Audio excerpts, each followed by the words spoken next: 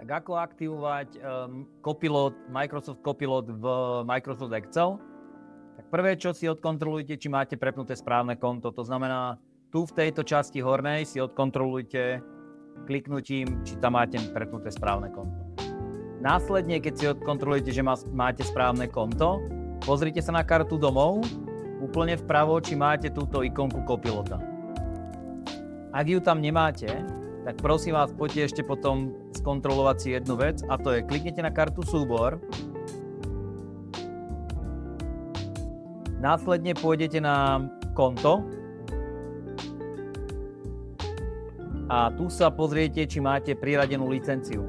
To znamená, tu si odkontrolujete, či k danému kontu máte priradenú licenciu Copilota. Ak priradenú licenciu máte, tak je to v poriadku. Mali by ste ho potom nájsť na karte domov. Mali by ste toho Copilota nájsť na karte domov úplne vpravo.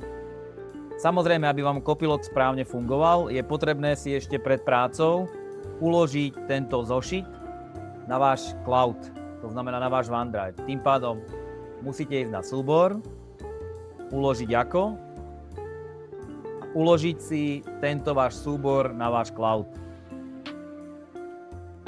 To znamená niekde na váš cloud si ho uložiť, aby správne fungoval ten Copilot. A v tomto prípade, keď máte prepnuté správne konto, všetky veci urobené, tak Copilot začína fungovať tak, ako má.